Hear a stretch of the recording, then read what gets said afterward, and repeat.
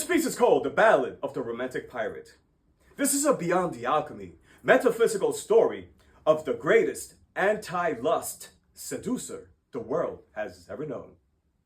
The story starts after his high school graduation, when he enrolled with high testosterone on a 6-month informal semester at sea to explore the world, starting from the port of Old San Juan in the Caribbean Sea and ending in the old port of Marseille, France, in the Mediterranean Sea.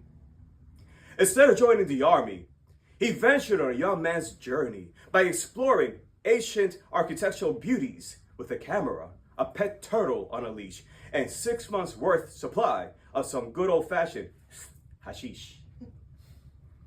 Every time after disembarking a ship, he felt a mega dopamine hit that came from stamping the passport at every new port while envisioning himself as the New Age Reversal Conquistador Bartolomé de las Casas to report on the old world, just like Casas did many centuries earlier about the New World.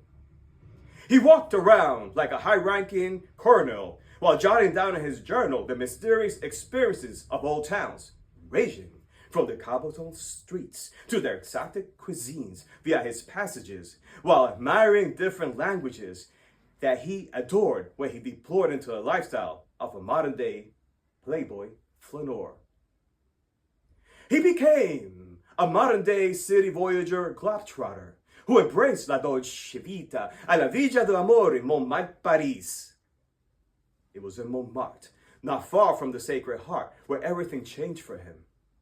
On a special night in mid-June, under a full moon, while strolling the cobblestone streets of Paris, when suddenly the sounds of Latin jazz beats matched his heartbeat, drawing his curiosity to act like an archaeologist, to search the mysterious sounds that brought him to the city's devil's playground.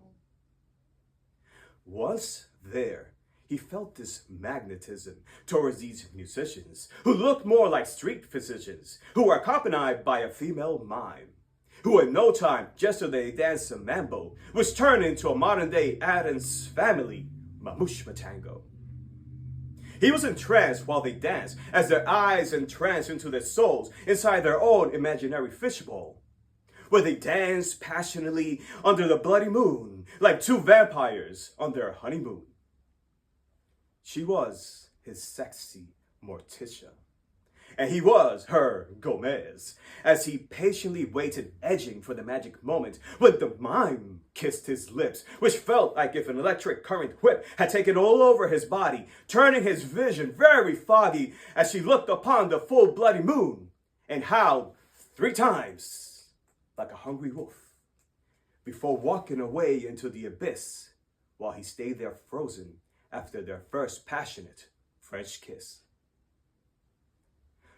This she-wolf mime left him there lusting with goosebumps that lit him up like a Christmas tree, not knowing in reality what had happened as his face became blackened with all the smoke that outpoured from their kiss, which left him with its sweet and sour lusting taste on his lips. The following morning, he woke up snowblind, thinking he was losing his mind, wondering if he would find this womankind mime.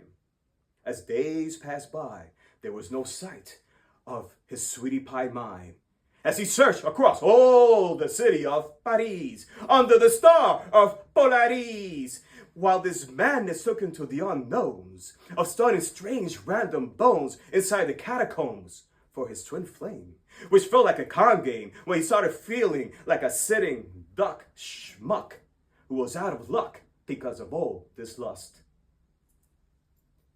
So he gave up on losing time searching for this mime and went back to Montmartre, sat at the steps in front of the Sacred Heart, lit up a joint, while overlooking the city of Paris, which shined under a flower moon along with the scent of Ylang Ylang perfume. And then boom, an old covered up gypsy woman with a veil sat next to him, handed him an engraved gold coin with the letters that said, "This is your turning point to resign to lust so you can shine." And on the other side was the head of the mime. Then she whispered into his ear, You will be the new age poetic Shakespeare. As a you are going to be a red-bearded buccaneer that you are now, who will grow to become a red-bearded cavalier, as the god of thunder has chosen you to become. A treasure hunter with a lifetime duty to revive the lost art of beauty after you master the Sanskrit art of sexual discipline, brahmacharya. Then she walked away. As she reached the bottom of the steps, raised her head, lower her veil, only exposing her tender, soft lips, blew him a kiss, and howled at the moon just before disappearing like a hot air balloon. He sat there, dazed and confused, not knowing what to do, thinking if this was some sort of voodoo, and then boom, the moon spoke to him telepathically, with downloads from another galaxy, with a vision of Voltaire's words. Beauty pleases the eyes only. Sweetness of disposition charms the soul. And a devised voice saying that this was the Big Bang, as he was to become the king of unlustful romance. Unknowingly, the universe used these band of frequencies, the art of brahmacharya, the coin, and the mime, as tools to change this fool's future outcomes, to first admire the beauty of Mother Nature before admiring the beauty of women's nature. So still having 3 months left on the semester to forget her, the mime, he hopped on a one-way train like many other romantic artists did before his time to inspire the eyes by exploring the countryside of nature's paradise, where high-peaked mountain pillars connected to the valley's figures, a sacred place where the water flows its curves in the rivers, where the wind acts like a singer with its humming erotic sounds, motivating the trees and leaves to dance with the grass and the plants of the land. A place where his foot soles felt the warmth of the aerosols, which radiated its beauty in nature, whose flowers would gently kiss the bees for the hard labor, as these entrepreneurs, profiteers would then be rewarded with pollen as souvenirs. Inspiring this buccaneer to be mesmerized with those dimes that hung out by the grapevines, the garden divas who were living La Dolce Vita, who are, man, they're just so fly. Yeah, I'm talking about butterflies. Who with their presence get all the attention from gentlemen colors, due to their precious, distinctive colors. It was in the countryside, the mystical Garden of Eden, where this romantic writer had his aha moment. As he enjoyed nature's beauty, he never looked at a tree, a river, or flowers like a thirsty common man.